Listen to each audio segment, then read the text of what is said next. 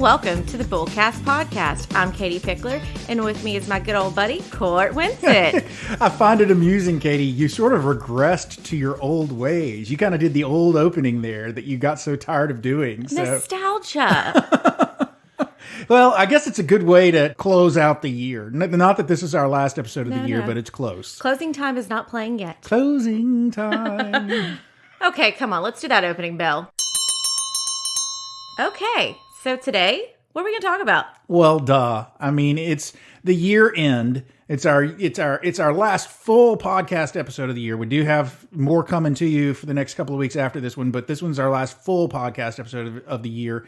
And what does every publication do at the end of the year? What does every publication and news show and everybody else that can't come up with anything else, what do they talk about at the end of the year? Either top 10 lists or resolutions. Mm-hmm. And so we're going to do a top 10 list and resolutions.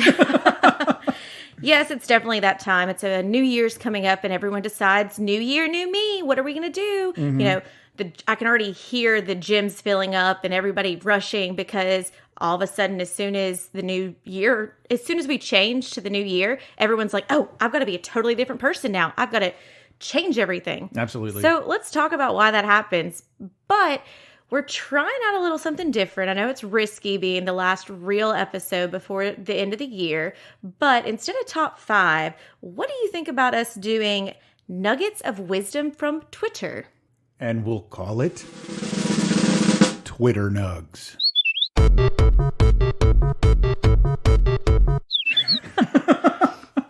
So we should say, specifically, if Twitter Nugs goes over well, then we might come up with other related Twitter Nug topics that we can do in the future. So we're doing Twitter Nugs. We're doing nuggets of wisdom from Twitter that relate to New Year's resolutions, because we're doing a New Year's resolutions episode this episode. I do also want to throw in there, before we get a whole bunch of people turning off because they're like, I came here for finance. You need to stick with us, because we're going to wrap this all in, where basically resolutions in a lot of ways are about health, financial health, personal health, physical health, mental health.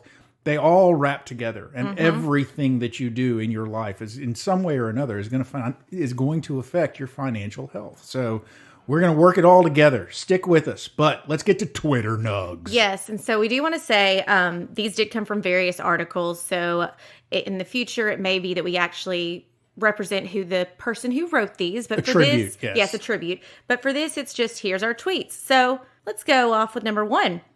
Already broke my New Year's resolution to try not to cry in a Taco Bell bathroom.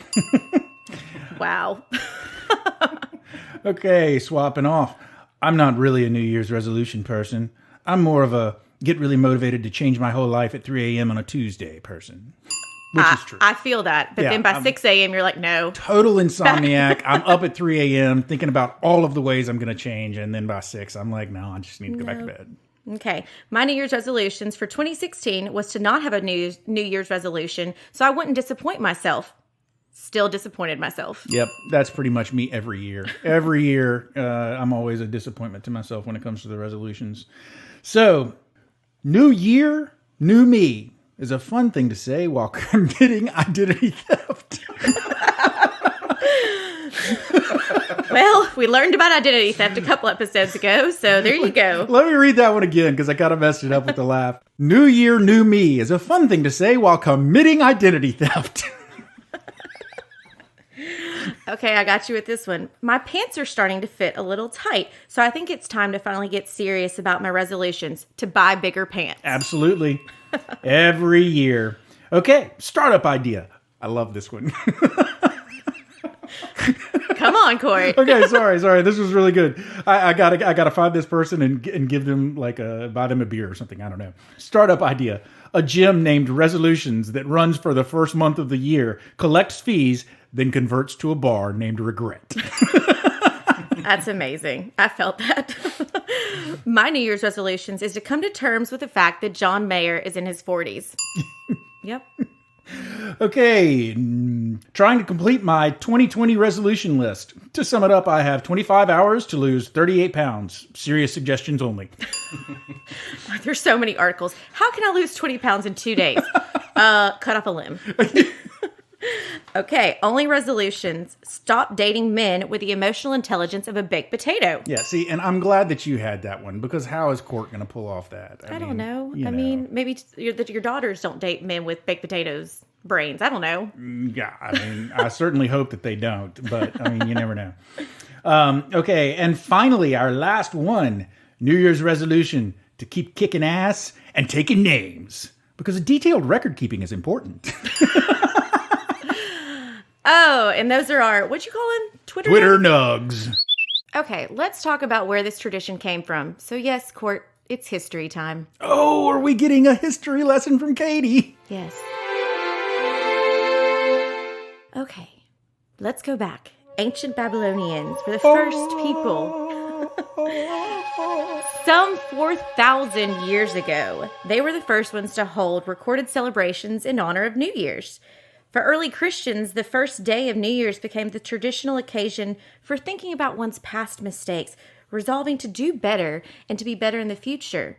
It was often a watch night service, included readings from scriptures and beautiful singing, often spent praying and making resolutions for the coming years. Despite the tradition having a lot of religious roots, New Year's resolutions today are mostly secular practice. Instead of making promises to the gods, most people are making resolutions about themselves, focused purely on self-improvement, which may explain why a lot of these resolutions are hard to follow through. As many as 45% make resolutions and only 8% are successful. Well, now I know. And knowing is half the battle. I do want to point out that, not everybody, obviously, but there are still a lot of people out there that do make Lenten promises. So maybe the religious aspect for the New Year's resolution has gone away, but there are people that still come up every year with some sort of sacrifice. It's supposed to be a self-improving sacrifice that you promise to God you're going to stick to. Mm-hmm. And although Lent is generally a shorter span of time than a whole year, a lot of times the whole point of the Lenten promise is to permanently improve yourself. This idea that you're going to sacrifice for this shorter period of time, for the length of Lent, but that by the end of it you will have improved yourself, and that improvement will go on. So there is still that religious aspect out there. It's just it's shifted to a different part of the year, and a more religious time of the year, really. Yeah. So why do people make resolutions or goals? Because we talked about at the beginning, we have this whole idea of, we're changing our calendar. It's a brand new year, or it's a brand new month. But the thing is, you can have resolutions and goals anytime. Absolutely. Yeah. Like we talked about, like you can change your life in a moment. It's one of those, why can't you start a goal or resolution at any time? Mm-hmm. So a lot of times they don't work, and we're going to talk about why they don't work. And a goal is a dream with a deadline. Think about that. A goal is a dream with a deadline. Mm-hmm. Yeah. So if you don't write your goal down, it's a wish. A goal. I'm full of all these nuggets today, Court. I will add to that. I know a goal is a dream with a deadline. There is a famous quote by an individual. I've always liked the added element. A goal is a dream with a plan and a deadline. I like that. You've got to not just say that you want to do something or give yourself a deadline, but you got to figure out how you're going to do it. I mean, that's what financial success is all about. Mm-hmm. So, just to throw that out there, but yeah, absolutely. Just like with everything else that we talked about, budgets, everything else that we've discussed, you got to have it written down. So you want to dream big, but if you want to make it a real goal, you want to write it down. You want to have a plan for how you're going to accomplish it, and you want to have a deadline. Yeah. So as we move forward, think about this as your New Year's resolutions, but also think about these as your goals that you set at any time. Mm-hmm. So a lot of the times, the reasons they fail is you treat a marathon, what really is a marathon, you treat it like a sprint. Yeah. And you want that immediate satisfaction. We've got that instant that we've got to have fast internet and find out exactly what's going on at all moments. And I think that's trickled into our lives, that we set a goal. I mean, weight loss is the easiest thing. Well, let me jump in there, because at the end of last year, one of the things that we always do as an office is we write our goals for the following year, and we seal them up and put them in an envelope, and then we open them up at the end of the year to see how we did, read them out to everybody else. Consistently every year I put lose 25 pounds down as one of my goals. And this year, at the beginning of the year, I actually lost 25 pounds. Woo! Yeah, that was fantastic. I did it in about a month and a half. It didn't take me very long at all. I really drastically drop it so fast. Really drastically changed my eating habits. There was a whole lot going on in my life at the time. And I think that's when you were just eating water and almonds. No. But it's just water and X-Lax till prom. But I lost a lot of weight. I was feeling pretty good about myself. I've gained every single pound of it back. You can't tell, ladies and gentlemen. I'm a roly-poly now. No. But, I mean, unless you look at a picture taken of me by Cameron, in which case I look like a troll-poly. I look terrible. It's intentional. You son of a... Anyway. So, weight loss is always a thing for me. But my point is, I did it really, really quick. And I really drastically changed my eating habits. And I knew that those eating habits weren't going to stick. I knew that I was slowly but surely going to revert back. Unless I had planned better. Unless I had actually sort of adopted a new sort of mentality about everything that I was eating. And not just gone with water and X-Lax. Yep. Another one, putting the cart before the horse. That's, again, with planning. And sometimes we may jump to a goal that's 4 steps ahead and not realizing you got to go through a couple other steps before you get there. So that's a failing part. Okay, Court, I'm ready to hear you sing. No, I'm not going to sing. They fail because you don't believe in yourself. Don't stop believing. Woo! There you go. Thank you. Too much thinking, not enough doing. That's that 3 a.m. planning it out. When I get out of this bed in a couple hours, this is what I'm going to do. I'm going to hit the ground running. And then you hit the ground running at 6 a.m. and you're tired because you've been up at 3 a.m. thinking about what you're going to do. Yeah, some of us can't help but be up at 3 a.m. with our mind racing. I don't know what it is about me that causes me to do it, but I know that I have tried many ways to fix it and I haven't fixed it yet. You're not alone. There's lots of people. Okay? Again. So maybe just don't plan at 3 o'clock in the morning. Yes, don't do that. You know that stuff's not going to stick. We're oftentimes in a hurry. It's that instant gratification. We want to hurry up and meet our goals. You don't enjoy the process. I mean, a lot of times we don't. We just want to hurry up and be a better spouse or have lost the weight or get that job. We don't want to go through the training process or the hard work to get to it. Okay. So I know that this is really hitting the nail on the head, but you mentioned earlier that people treat it like a sprint and not a marathon. One of the things that truly is probably one of the biggest successes of my life was when I ran a marathon. And I got absolutely addicted to the plan. I downloaded a particular training plan for running a marathon. I'd never run a race in my life, much less a marathon. Wow. And so I downloaded a particular plan for how to train for a marathon. And man, I was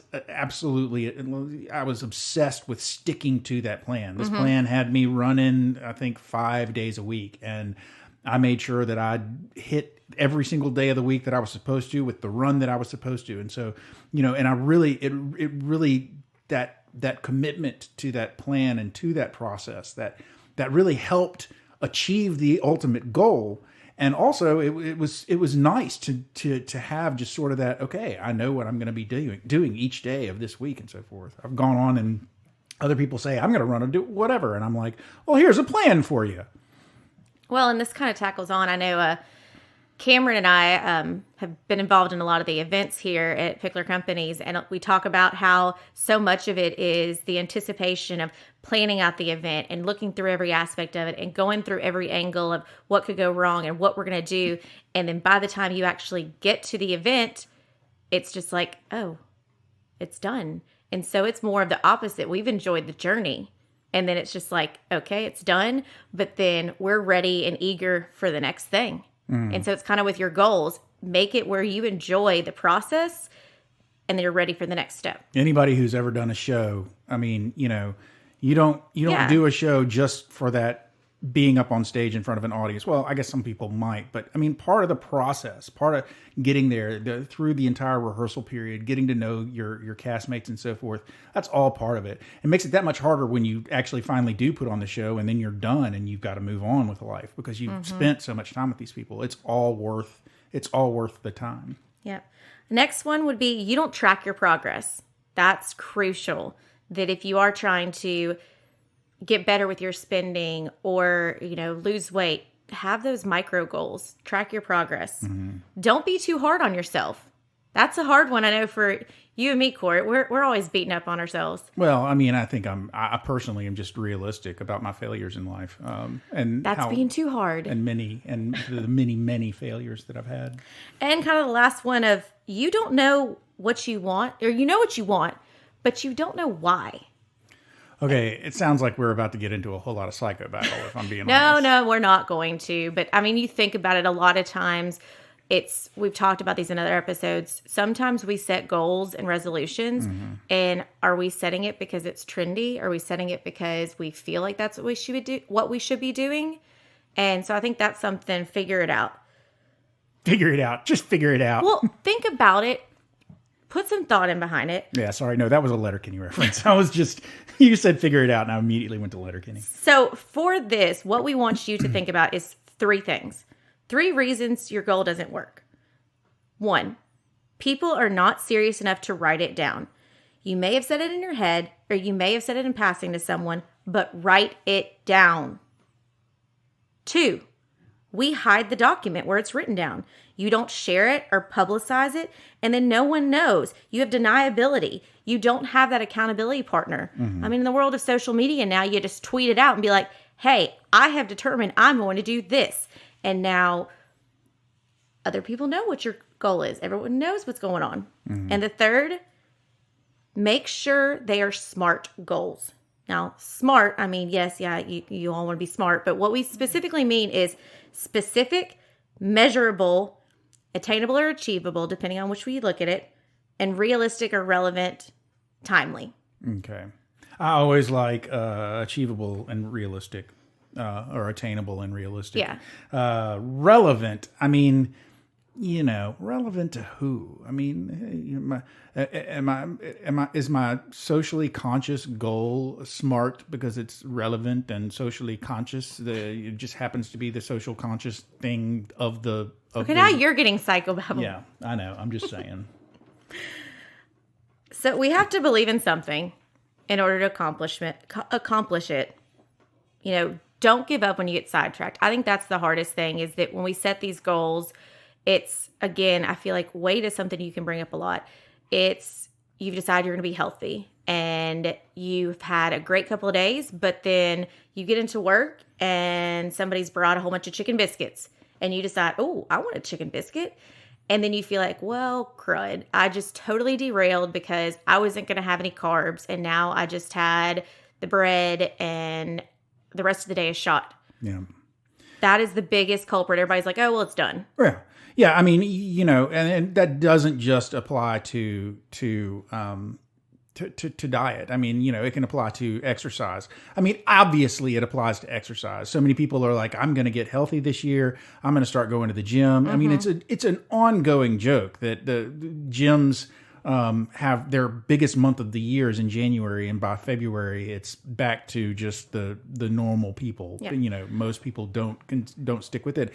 And what happens is, you don't go in one night because you've got a late meeting or because you're just tired or you had a bad day or whatever. You don't go in, and then the next night you feel like it's that much easier to not stick with it because, well, you already blew it. But if you, instead of giving up because you already blew it, you don't think of it as, oh, I blew it. You just think of it as okay, I had a hiccup, but I gotta get back on the horse. Yeah, because more than likely you had some financial with that. You probably have started a gym membership. Maybe you've signed up for a meal plan or protein shakes or whatever is out there. So you've had financial part of that you're blowing away. But think of it also like credit card debt. So say that you've determined you're going to do good. You're not going to rack your credit cards up again. Well, you slip up and you have a bad day and go on a spending binge and rack your credit card back up. That doesn't mean just flow with it and let it keep racking up with other things. Just be like, I made a mistake. Let's fix this. Let's get it back down again. Yeah, if you dug yourself into a hole, you don't just keep digging. And if you're trying to climb your way out of the hole and you slip a little bit, you don't just let yourself fall back to the bottom. I mean, you gotta, this is cliche, and it's cliche because it's been said so many times by so many different programs. But to take things one day at a time, and try and focus on what your goal is. Try and stick to your plan. If you do get sidetracked, don't let that kill all your plan. But also, make sure that you have the motivation to, if at all possible, not get sidetracked. If you have had a bad day, consider the fact that, maybe if it's something like, I had a bad day, I don't want to go exercise tonight. Wasn't that a song? Had a bad day. Yep, sure was.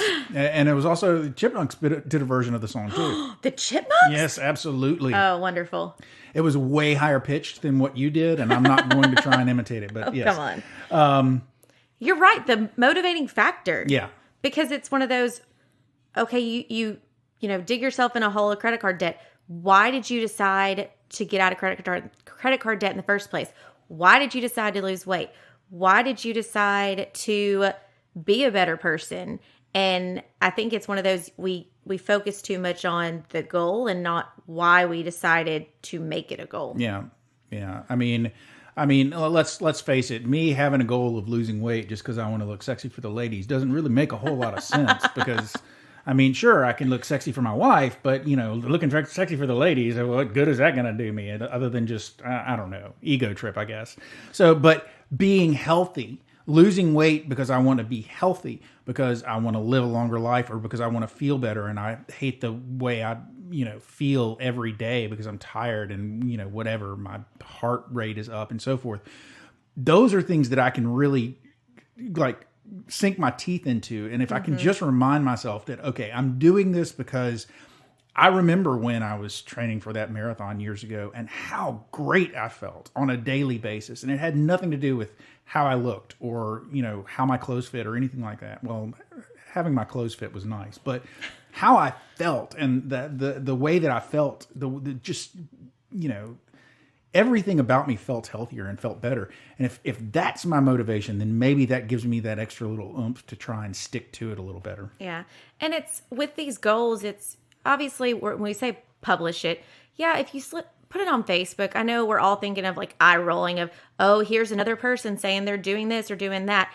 So figure out what works for you. If it's one of those like, look, I'm around Court and Cam all the time. If I've got something really important to me, then I may tell them and just say, hey guys, this is kind of what I'm working towards.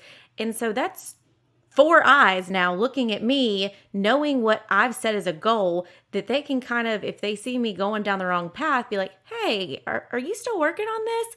And even if I'm like, yes, sorry, yep, going down the wrong path. It's that internal of like, uh-oh, I got caught.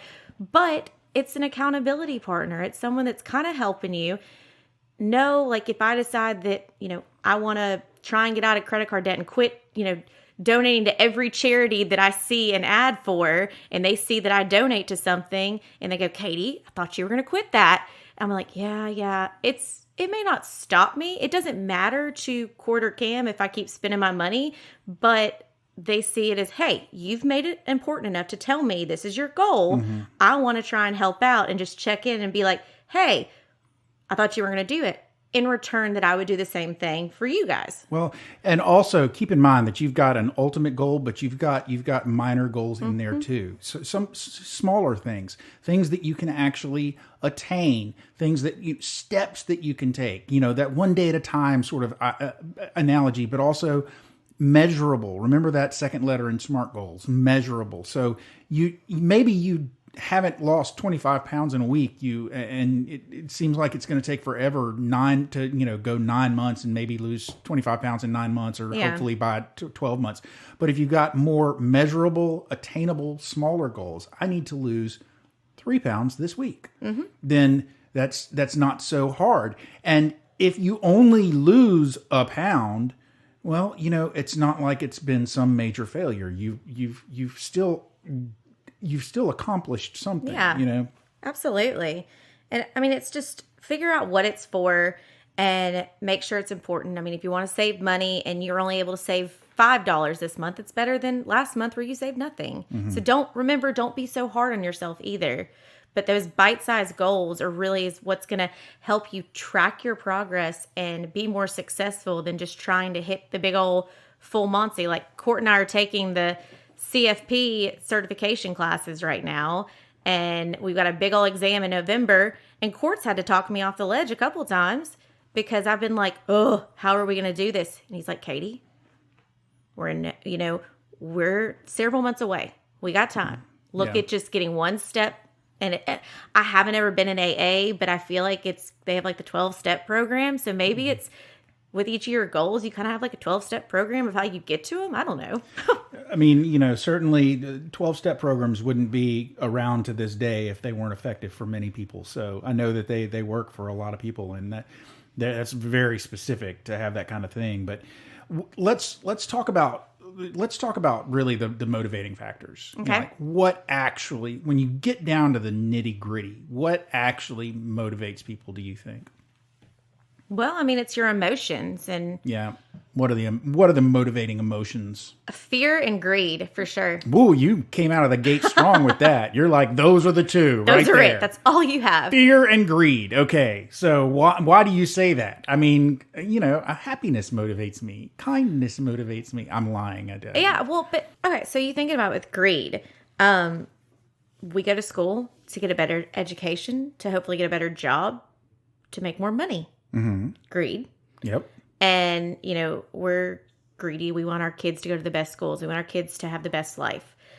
Fear is we're scared of failure, scared of losing loved ones. And so we're oftentimes greedy of holding on to our loved ones tightly because we don't want anything to happen to them because of the fear. So fear, greed, everywhere. I know, but okay. So this is sort of counter to what we've talked about before, because I remember you gave me a hard time when I made fun of you because you give to charity and you do philanthropic acts because it makes you feel good. And I was like, oh, so it's just motivated all by itself. You're just greedy. And you were like, no, that's not.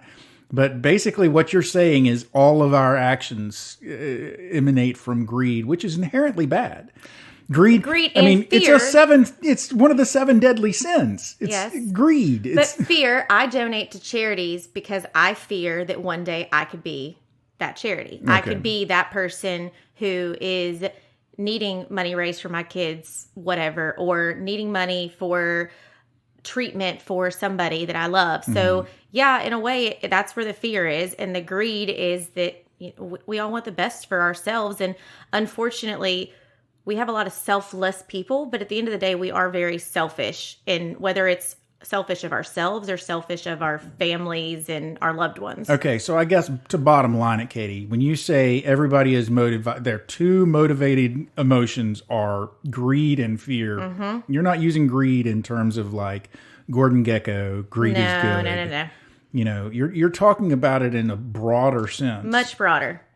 That's what our podcast, we're all broad. We're just giving you the big picture well, here. It depends. There we go with Court and his it depends. But that's just for you to keep in the back of your head. Really, it's when you're looking at all this, it's your personal assessment. Look at it as your personal life, your business life. What are you wanting?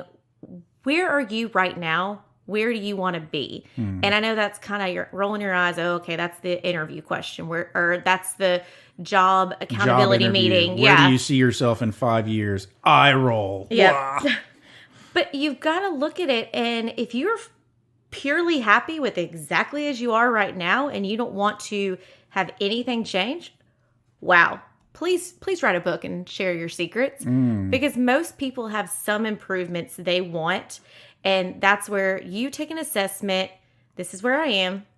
This is how I can improve. Okay, I'm sorry. I've got to throw this in here because I've been So I was watching this show the other day, and the idea of the show, the basic element that I'm talking about is this woman was talking to her husband, and she had an affair, and she was trying to explain to her husband why she had an affair, and she said, "Why would I have an affair when everything in my life was basically perfect? When I had the job that I wanted, when I had this wonderful husband that I wanted, when I had a great son that I wanted, and everything was perfect. Why would I want to ruin it by having an affair?" And she said, and I don't know how true this is, like for all human beings, but to me, I was kind of like, that's kind of an interesting take on it. She said her life was basically perfect, and she wanted to want something.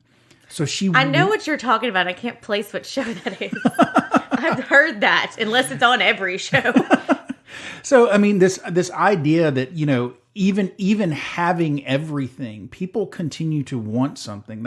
So it sort of brings it back around to that idea of greed being a motivating factor. It's not necessarily that you're just thirsty or whatever. It's that you continue, even if you think everything is perfect and you have everything, you continue to want, because you want that feeling of wanting something, so that you continue to have that motivation. And if you lose that sense of want, if you lose that sense of greed, then you sort of become sedentary and sad. You settle for good. And one of the things David Pickler drills into all of us is that you've got to keep working your brain. You've got to keep looking for different things to learn, whether it's big certifications or if it's just minor things of just learning a new hobby or learning a new way to do your job.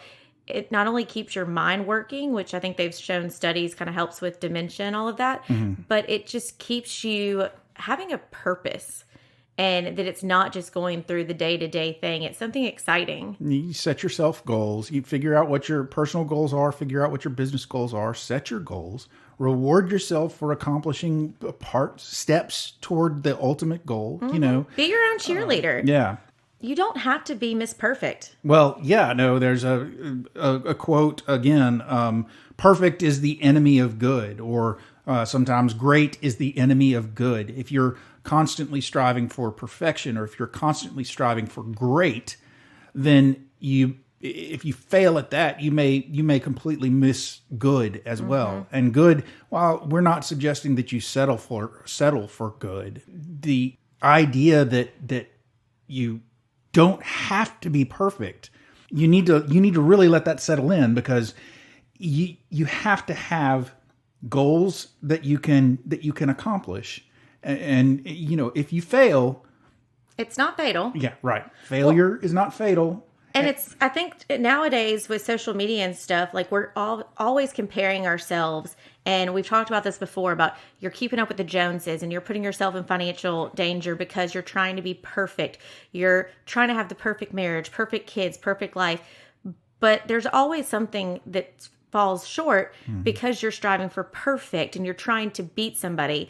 There was a speaker at our Commonwealth conference that we had that was virtual, and they talked about how if you're so busy focusing on trying to beat another person, then that time spent trying to watch them and trying to beat them is wasted, where if you had just tried to beat yourself, you were only in a race with yourself. And that's what most of the time with jobs, that's how it is. If you're trying to beat your coworker and you're trying to be just like them and be better than them, you're missing the opportunity to try and be your best self, which may have ideas and theories that could surpass your coworker on its own.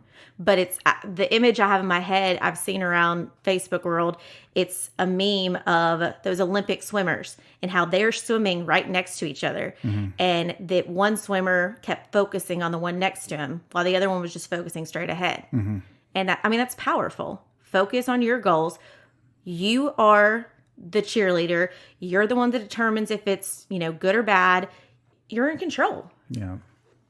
Okay, so in life, there are things that matter and things that you can control. And we're going to focus on the things that matter to you and that you can control. And obviously, that sort of brings it back around to your finances.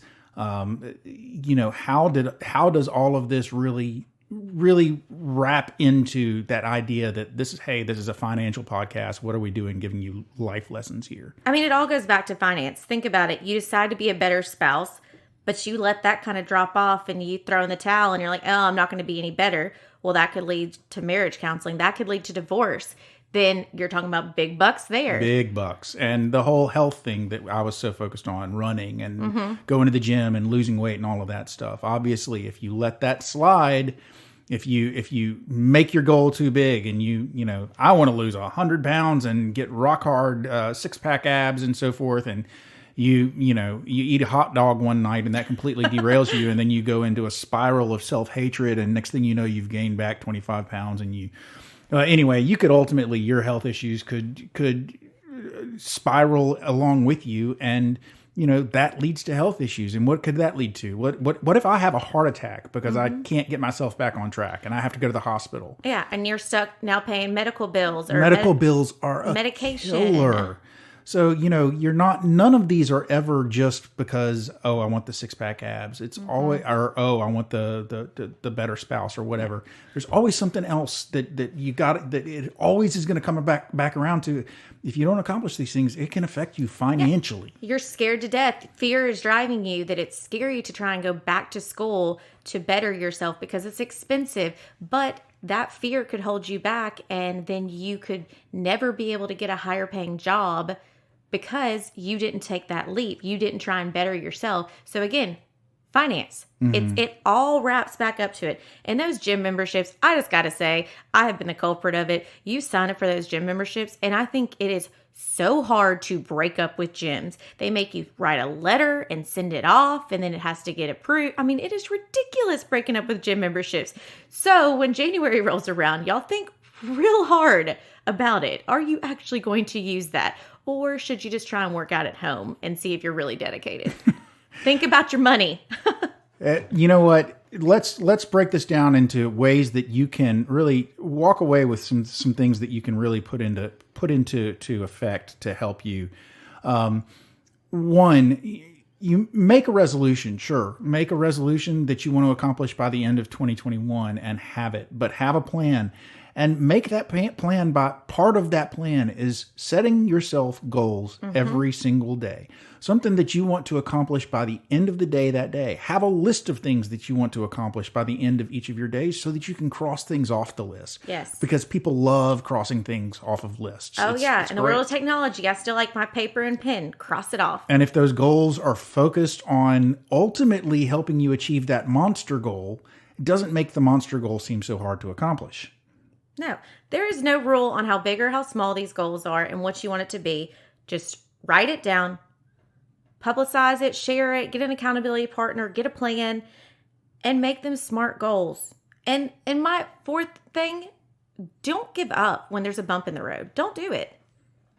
Believe in yourself, like Journey tells us to. Believe in yourself. Court and I personally, we're taking a big old task on in 2021. We are taking the Certified Financial Planner course, and we will be sitting for a very large exam in November. I'm scared to pieces. Court loves exams, so he's all giddy about it. But hopefully at the end of 2021, we both have letters at the end of our name. Although I like to say this year will definitely be a WTF. Well, this year will. Hopefully 2021 will not. But yeah. I mean, and as soon as we are able to actually call ourselves certified financial planning professionals, trademark after the CFP. See, we're learning. Once we can do that, then we sure as heck will set ourselves some more goals to accomplish after that. But that's the big one for next year. Katie, why don't we wrap this up? We've lectured them plenty. Why don't you, we really did bullseye it already. Yeah, we kind of bullseyed it together. Yeah, we kind of sort of, hey, we hit y'all with the bullseye and you didn't even know it. But why don't you just hit them with that bullseye one more time? Set your goals, your resolutions at any time. It doesn't have to be the new year. And write it down. Publicize it, share it, get a partner. Make it a SMART goal. And my last little nugget, do not give up on yourself. Believe in these goals and do it. Do it for you. Absolutely. Ladies and gentlemen, that is the combined Court Katie Bullseye. Boom. Well, ladies and gentlemen, there was the closing bell. You've made it to the end of yet another episode of Bullcast Podcast. If you liked what you heard and you haven't yet, please feel free to subscribe through your favorite subscription service. And a lot of those services, you can leave a comment if you want. We certainly will read them. You can also find out more about our podcast. If this happens to be the first one you've ever heard, then you can go to our website. That's bullcastpodcast.com. Feel free to leave a comment, make suggestions about topics that you'd like to hear us discuss, and we will certainly take those suggestions into consideration. I mean, I ain't making no guarantees, but we really do appreciate the feedback. Also, you can check us out on Instagram if you would love to see some of those troll pictures that Cameron takes of me. Our Instagram handle is @BullcastPodcast, and we also have a Twitter handle. Maybe we'll start sharing some of those Twitter nugs with ya. That Twitter handle is @BullcastPodcast. Finally, Katie and I work for a place called Pickler Wealth Advisors. And if you'd like to find out more about Pickler Wealth Advisors, find out more about us on the website, find out more about our team and our boss, David Pickler, then you can check out that website at picklerwealthadvisors.com. That's advisors with an O, not an E. Guess what, ladies and gentlemen? What have I given you? I've given you enough to be going on with. So for now, I'm Court. I'm Katie. And that mic, we would drop it, but man, these things are expensive. Talk to y'all later.